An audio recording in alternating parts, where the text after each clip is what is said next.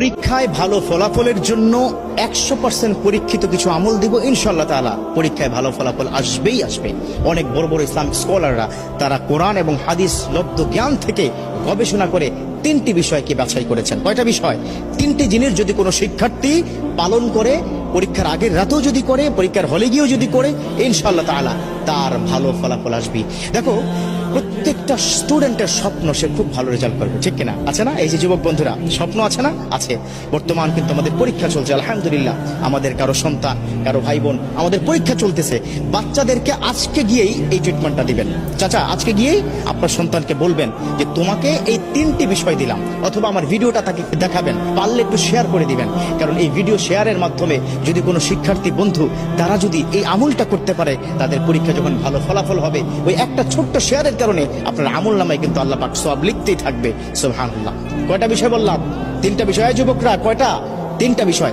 1 নম্বর হচ্ছে, যেদিন পরীক্ষা তার আগের দিন রাতে মেধাটাকে কি ঠান্ডা মাথায় রেখে পড়াশোনা করতে হবে। খুব একটা উচ্ছৃঙ্খল, এটা পড়া হয় নাই, ওটা পড়া হয় নাই, আফসোস করা যাবে না। কি করা যাবে না?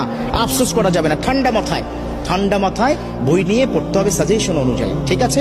তবে তাড়াহুড়া করা যাবে না, গভীর রাত পর্যন্ত জাগা যাবে না। 2 নম্বর হচ্ছে, আল্লাহর প্রতি সর্বোচ্চ তাওয়াক্কুল করতে হবে। বিশ্বনবী সাল্লাল্লাহু আলাইহি ওয়াসাল্লাম তিনি কিন্তু এই বিষয়টাকে খুব বেশি পরিমাণে গুরুত্ব দিয়েছেন। আর আল্লাহ পাক নিজেই তো বলে দিয়েছেন, ওমা ইয়াতাওয়াক্কাল আলাল্লাহ ফাহুয়া হাসবুহু, those the people are depend on almighty, Allah is good enough for হিম।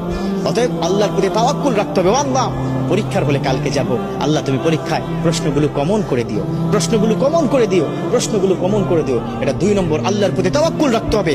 আল্লাহর কাছে চাইলে আল্লাহ ফেরত দেন না। উদউনি আস্তাজিব লাকুম, আল্লাহ পাক নিজে বলে দিয়েছেন, ও আমার বান্দারা, ও আমার গোলাম, ও শিক্ষার্থীরা, আমাকে বলো, তোমার সমস্যার সমাধান করে দিব, তোমার ডাকে আমি সাড়া দিব।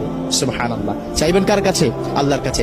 আজকে গিয়ে সন্তানকে বুঝাবেন, বাবা পড়াশোনা যাই করো না কেন, তাওয়াক্কুল করবে কার উপর? আল্লাহর উপর। 3 নম্বর, এই 3 নম্বরটা একটু লম্বা, বাট এই আমলটা কিন্তু করতে হবে। 3 নম্বর আমলটা হচ্ছে, তুমি যখন পড়তে বসবে তখন রব্বি জিদনি ইলমা এটা পড়বে। রব্বি ইয়াসসির ওয়ালা তুআসসির ওয়া তাম্মিম আলাইনা বিল খায়র, কোরআনের কিন্তু আয়াত। এটা 2 সূরা থেকে 2টো আয়াত সংমিশ্রণ করে অনেক আল্লাহর ওলিরা তাদের যারা অনুসারী তাদেরকে বলেছেন যে এই 2টো আয়াত যদি কোনো সন্তান পড়তে থাকে, তিনি যা পড়বেন দ্রুত মুখস্থ হবে এবং সেটা মাথায় থাকবে। কথা ক্লিয়ার?